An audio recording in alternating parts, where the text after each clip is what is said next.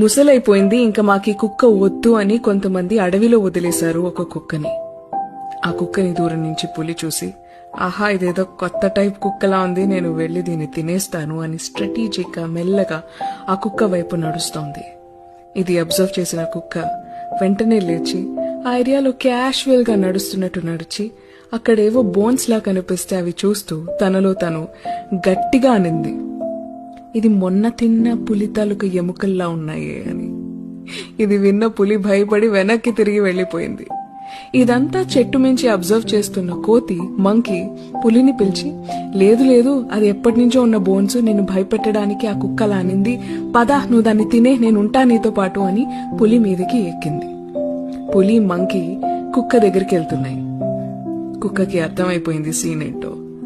So ఇంకాసేపు casual గా నడుస్తున్నట్టు చేసి తనలో తను మాట్లాడుకున్నట్టు గట్టిగా మాట్లాడుకుని, ఇందాకే ఒక కోతిని పంపానే ఇంకో పులిని తీసుకురమ్మని, ఇంకా రాలేదేంటది అని అంది. ఇది విని పులికి చాలా కోపం వచ్చి ఆ మంకీనే తినేసింది. మోరల్ ఆఫ్ ద స్టోరీ ఏంటో తెలుసా? లైఫ్ మనల్ని ఎంతైనా బ్యాడ్ సిచ్యువేషన్ లో పడేయచ్చు, కానీ నీ సర్వైవల్ ఎప్పుడూ నీ చేతుల్లోనే ఉంటుంది. సర్వైవల్ ఆఫ్ ద ఫిటెస్ట్ అంటారు కదా, actually survival of the smartest. Life మీద హోప్ ఉంటే ఎలాంటి సిచ్యువేషన్ లోనేంచైనా నువ్వు బయటపడగలవు, బ్రతకగలవు. గుర్తుపెట్టుకో. చిన్న కథ నచ్చిందా?